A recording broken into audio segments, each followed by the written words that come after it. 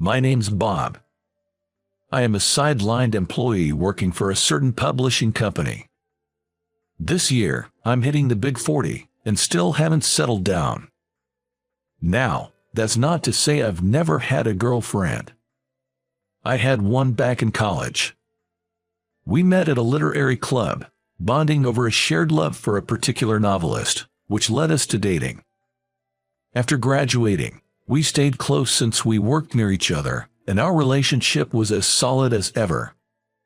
Never had a fight with her, and I used to think, I want us to always be this close, maybe even get married someday. Turns out, I was the only one thinking that. She started getting closer to a senior colleague at her job, and our meetings started becoming less frequent. By my second year in the workforce, she broke things off. A buddy of mine later told me that she had fallen for some handsome, high-flying executive at the IT firm she worked at. A guy whose looks and paycheck were leagues above mine. In the end, women choose men based on their looks and money. After losing my confidence, I never got a girlfriend again, and in fact, I've lived without even showing a hint of interest in women. However, I was liked by colleagues, and I was very satisfied with my relationships at work. Having left my previous job in my mid-20s and joined this company midway, it's been over a decade. Even though I'm not in a prominent position, covering for my junior colleagues when they make a mistake is a piece of cake. Sometimes, after work, I'd go out for drinks and listen to my colleagues' complaints, offering them advice, so they really relied on me. Then, one day, the day after I had helped cover up a mistake for a colleague, he ran up to me, exclaiming, "We've got news. Did you hear? We're getting a new employee from the headquarters, and it's a young woman at that." Seeing the colleague getting all excited about a young woman, I gently placed both my hands on his shoulders and said, "Easy there, calm down." Not long after he caught his breath, our boss walked into the office with the mentioned young woman. "Starting today, Catherine will be the manager of this division. I'm Catherine. Nice to meet all of you." As she greeted and gave a slight nod, a round of applause began, growing louder. In the midst of the clapping, the same junior colleague beside me whispered, "I heard Catherine used to be a department head at the headquarters." Hearing that, I thought to myself, impressive for someone so young. Later, my boss told me the same thing, confirming that the rumors were indeed true. With a track record of rising to a managerial position at such a young age, she worked even harder than the rumors suggested, swiftly handling tasks and showcasing her prowess. Even though she was younger, she became my superior. She was friendly and highly competent, quickly becoming a natural fit in our department. However, there was one thing that bugged me. I often felt her gaze from her distant desk. It wasn't a flirtatious look or a look of disdain, but something indescribable. At first, I thought she was puzzled by me, a middle-aged man still in a peripheral role. One day, after this had been going on for a few days, she approached my desk and asked if I could prepare a document for her by the next afternoon. Given how capable she was, I figured she could probably do it faster herself. However, once I understood the simple content she needed, I realized she must be so swamped with work due to her efficiency and decided to help. So, I said to her, "I can get this done today. I'll bring it over once it's ready," and turned back to my computer. But she didn't move. When I looked up, her mouth was agape, a look of shock on her face. "What's wrong?" I asked. She seemed to snap out of it and said, "Oh, nothing. Thank you," before finally heading back to her desk. Later that day, as promised, I submitted the completed document just before the end of work hours. She looked even more shocked than before, glancing back and forth between the document and me. I braced myself, thinking she might criticize me for not doing a good enough job. Amazing. Those were the first words she finally managed to utter. Then she continued, "Who exactly are you?" Apparently, what had taken her aback was the impeccable and advanced nature of my presentation. A younger colleague, looking quite curious after witnessing the scene, was about to approach when another colleague, sensing the tension between me and her, took the younger one's hand and said, "We'll be heading out now," and left the office. After seeing them off, I met her gaze and responded, "Just a sidelined employee, really?" But with a look of incomprehension, she blurted out, "Hey," as she looked up at me with a puzzled expression. She then said, "No offense, but this French document isn't just something you can merely translate. Even folks at our headquarters find it intricate, and yet you've compiled it so flawlessly. It's unbelievable." While she continued to alternate her gaze between the document and me in sheer astonishment, I explained, "In truth, I studied abroad for a year during college. I studied French like my life depended on it. Interacting with native speakers during that time boosted my proficiency even more."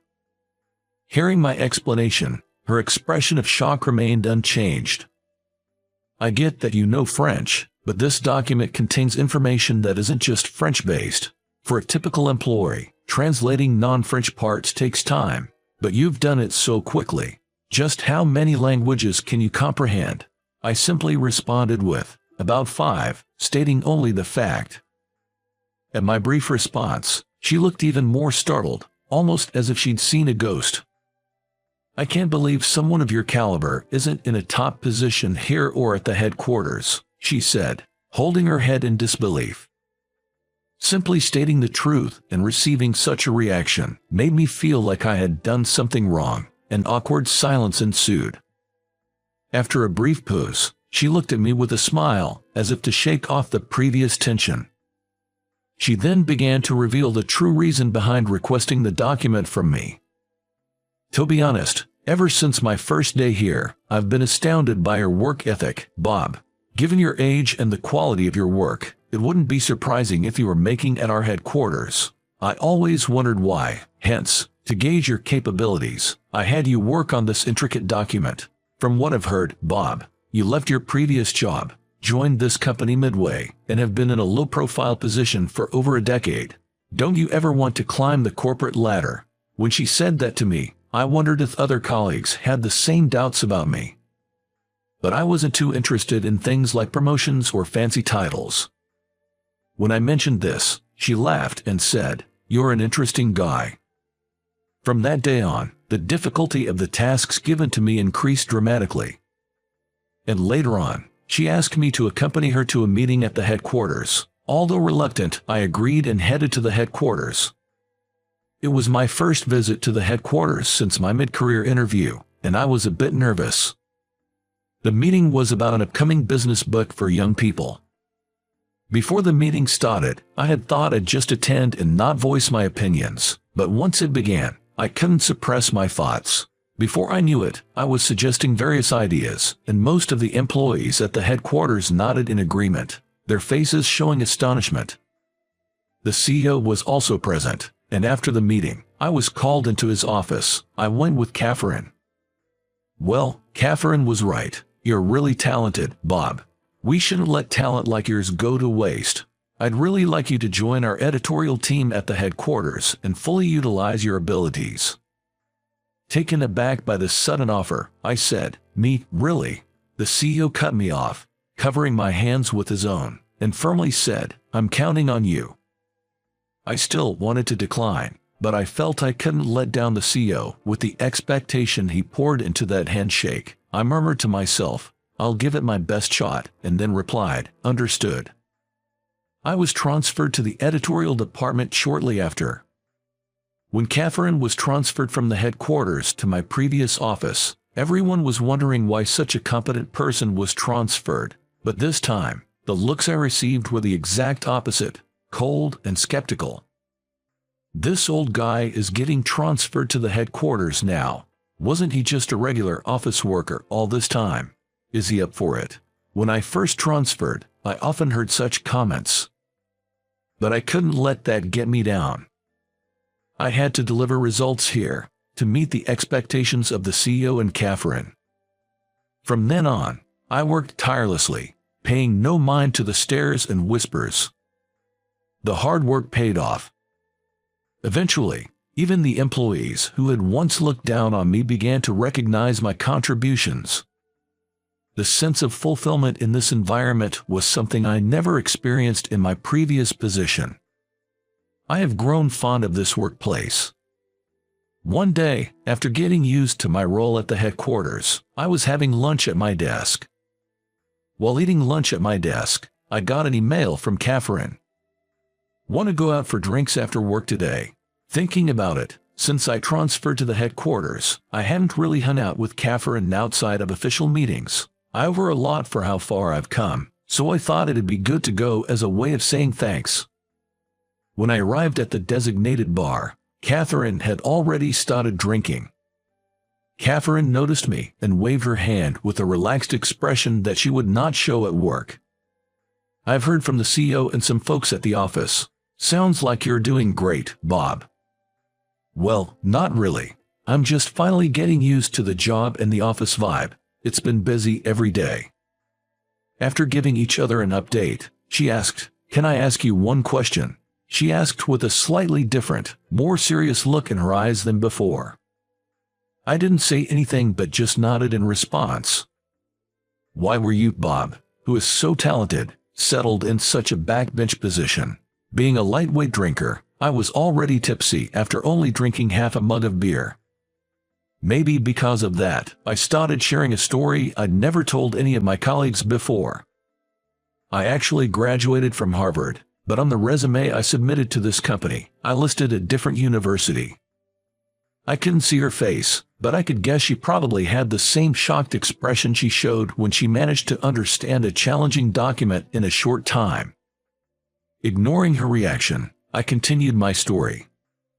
In my previous company, which was over a decade ago, I was brimming with enthusiasm from the get-go. I wanted to climb the corporate ladder and be among the elites. Not only did I have the ambition, but I was also one of the top performers among my peers. For a while, my colleagues were just as driven as I was. Every day was competitive and challenging, but it felt fulfilling. However, at some point, jealousy began to seep in from my peers. Before I knew it, they'd say things like, "Of course, he can do it. He's a Harvard grad," and I found myself taking on their work as if they were pushing it onto me out of spite. Gradually, the mental pressure took its toll, and I fell into depression. The next thing I knew, I had quit my job. People had such high expectations because of my Harvard background, thinking I could handle anything. I began to wonder if it was better to pretend to be less competent to avoid the extra stress. That's why I hid the fact that I was a Harvard grad and lied on my resume. Once I finished my story, I looked over at her. She seemed more engaged than I had expected, and I felt reassured. "That sounds tough. I kind of get it now." Well, honestly, pretending to be incompetent and being a sidelined employee at this company was easy at first. But if I hadn't met you, I might have just coasted until retirement without ever feeling this fulfilled. While I initially felt out of place when I transferred to our headquarters, now I really enjoy working with my colleagues and the environment. I owe a lot to you, Catherine. I can't thank you enough. Expressing my gratitude was a big reason I came here today, so being able to convey it made me feel refreshed. As for her, she looked a bit bashful and humbly said, "Oh, please, I didn't do much," though her expression hinted she appreciated the compliment. We chatted for a bit longer before she suddenly remembered, "Oh, right. I invited you here today because there's someone I want you to meet, Bob." Apparently, this individual is a professor, also a Harvard grad like me. I heard that he is a well-known professor in the publishing world, and that books written by him are sure to become bestsellers. He can be a bit stubborn and difficult, but maybe he'll listen if it's you, Bob. A few days later, Catherine and I went to meet the professor. "Hello," Catherine greeted as she opened the door. The professor, seated and engrossed in a newspaper, looked up with an exasperated expression and said, "You again. I have someone I'd like to introduce today." Saying this, Catherine gave me a strong push from behind to prompt me forward. "Pleased to meet you. I'm Bob from TZ Publishing." Despite Bob being a Harvard grad, he listed a different college on his resume and was sidelined at his job until recently. Her spilling the beans about my past right off the bat made me bow my head in surprise and embarrassment. However, the professor's reaction was unexpected. "Now, isn't that intriguing?" he remarked, breaking into a cheerful laugh. "Well, let's at least hear what you have to say. You came to discuss publishing, didn't you?" I had been on guard because Catherine had warned me about his stubborn and difficult nature, but now that the ice was broken, I felt relieved. Prompted by the professor, Catherine and I took seats across the table from him. I was anxious about the possibility of him diving into technical topics I wouldn't be able to answer. However, our conversation remained casual. We chatted about me, about Catherine, and touched a bit on the publishing industry, losing track of time. It was evident the professor had warmed up to me.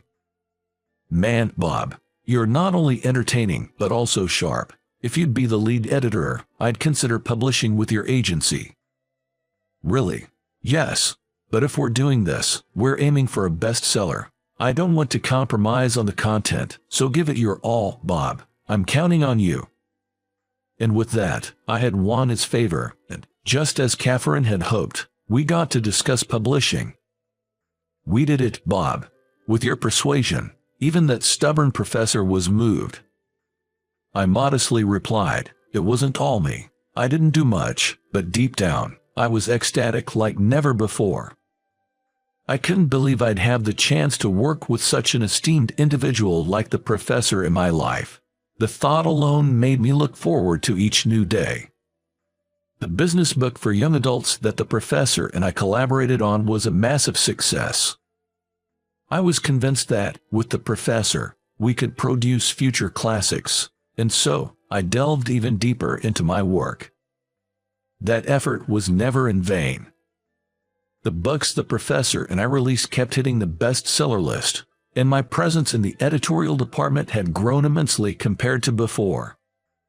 And when I say it had grown, I don't just mean in terms of prominence. The sense of fulfillment I felt, something I would never have experienced in my previous job or back when I was just another face in the crowd, was incomparable to the past. Later on, my relationship with Catherine evolved from work colleagues to dating. Now, we're married and have been blessed with a beautiful daughter. My life, which was once set on coasting through average days until retirement, underwent a significant transformation after meeting Catherine and the professor. I hated my job because of my excellence, and at one point I even gave up my hard-earned title of Harvard grad. However, I was able to change thanks to encounters with people who could be described as fate. I was just lucky to have a fateful encounter, but when I see someone wanting to change their situation now, I want to tell them this. Don't fear change. Take action. Just waiting for an opportunity might mean you only get your chance after turning 40, or perhaps you might never find it in your lifetime. While 40 isn't too late, it's always better to grab chances sooner.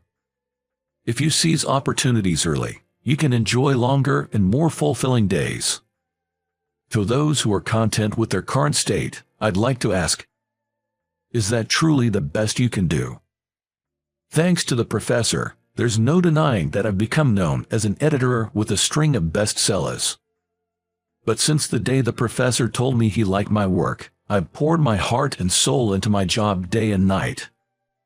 I can proudly say that this hard work, while modest, has definitely contributed to the success of those bestsellers. Because with each book, I've given it my all. So, take a moment to reflect if your current situation is truly the result of giving your very best, and if you feel there's more you can achieve, that you are not at your limit, then I urge you to act now. Effort is always rewarded in one way or another. If my life, where I even falsified my education to become a sidelined employee, can change so drastically from just a few encounters, so can yours.